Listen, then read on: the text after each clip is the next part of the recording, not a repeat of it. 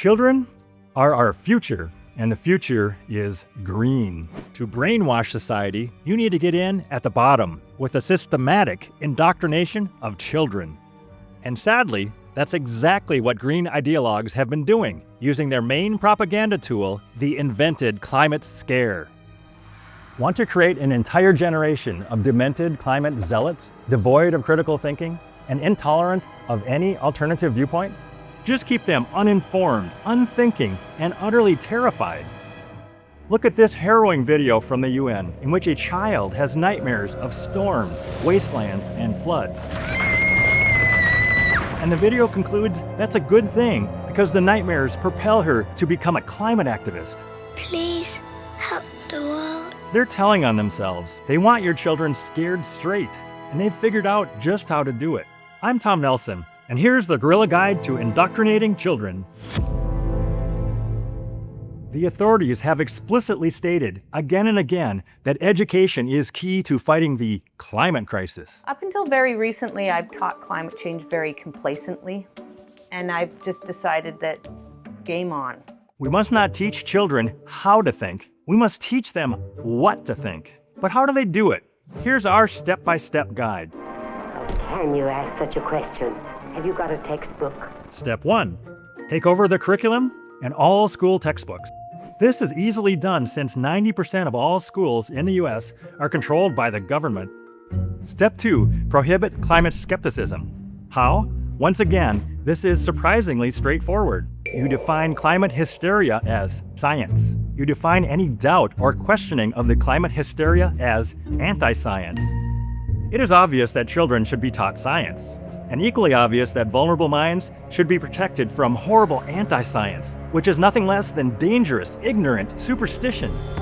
Step 3. Scare the kids. Terrorizing children might seem disgusting to any normal human being, but if you're green, you have to hold your nose. The end justifies the means. Everyone starts cutting their carbon emissions by 10%. How many of you might do this? Just a rough percentage. That's fantastic! And there's not. Just need to press this little button here.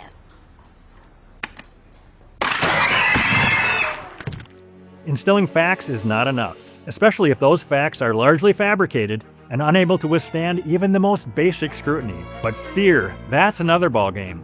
Fear is a great motivator, so they've turned the dial up to 11.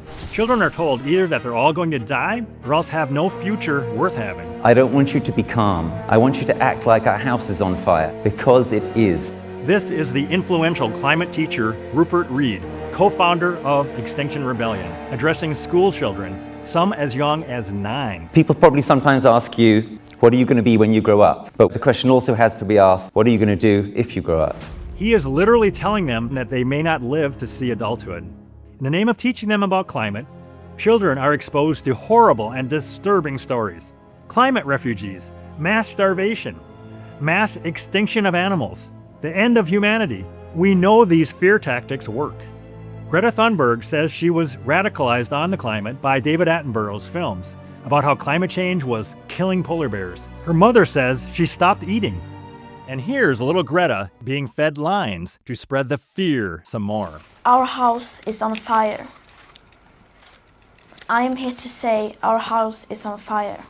Greta was reading the script from Climate Mobilization, founded by a clinical psychologist. These people know what they're doing. They know that when dealing with kids, it's vital to engage all the emotions: shame, fear, guilt, and also hate. You have stolen my dreams and my childhood. How dare you? We will never forgive you. Children are encouraged to turn on their parents, both for their profligate lives, but even more if parents dare to express any skepticism about the climate alarm. Climate deniers are the enemies in our midst. By the way, hope you're enjoying Guerrilla Science. Our films are unusual, we're told. We say things that are rarely if ever said. Nowhere else on the net will you find films with our kind of perspective and analysis, which is great. But to carry on, guess what? We need your help. First, I hate to say it, money. We have a Patreon, so please become a patron for ad-free early access videos where you get a credit at the end. And second, search engine algorithms seem to go on strike when you put out climate skeptic stuff like ours. So please share our films, tell your friends and enemies, help us build audience and spread the word. Thank you for watching. But what if teachers themselves are not convinced by the climate message they're told to promote? What if they expose their pupils to other viewpoints or data that doesn't support the climate alarm? Step 4. The prohibition of critical thinking on climate must be policed. The National Center for Science Education says that when it comes to climate, teachers, parents, and community members must form alliances to ensure that science, and only science, is taught in our schools. The NCSE says it vigilantly monitors the accurate teaching of climate change and mobilizes local communities and educators to respond effectively when problems arise. In other words, any brave maverick teacher who dares to question the climate alarm or encourages their pupils to do so must be exposed and hounded out. This is already a reality in our schools today. Imagine being a teacher who quite rightly questions or challenges the hysterical, baseless, nonsensical claims of climate fanatics. No matter how mild or reasoned their approach, they risk being challenged aggressively and openly in class by radical brainwashed students. They risk being reported to school boards by radical activist parents. Those school boards, who are either composed of Greens or fearful of being denounced as climate deniers, feel compelled to silence or discipline teachers. After all, climate change must be true. It's in all the textbooks. Teachers who question the climate alarm risk denunciation, social ostracism, and the end of their career, and they can expect no support from their union, for teachers' unions have joined in the condemnation of climate skepticism. Step 5. Turn brainwashed kids into a little army of climate zealots. Now that you've instilled utter terror into young minds, it's time to reassure them a bit, yes? No. There are official UNICEF guidelines that tell teachers don't dismiss or try to minimize any worries they have. On the contrary, such fears, say educationalists, should be validated. The children should be told their right to worry, their right to be scared. My mom said we're running out of time. What does that mean? Of course, climate fanatics want to shift the blame for any resulting distress and anxiety shown by children. Don't blame us, they say. Blame the climate deniers. The blame for climate anxiety or eco-fear lies with those committing the great climate crimes, not just oil companies, but heartless parents who form part of that vast monster, the over-consuming public, who drive cars and use hairdryers and go on cheap foreign holidays. One major mental health charity has come up with a solution to kids' climate anxiety, and that is to encourage them to join a radical green campaigning organization. Climate Change Crusaders! And you can be a climate change crusader too.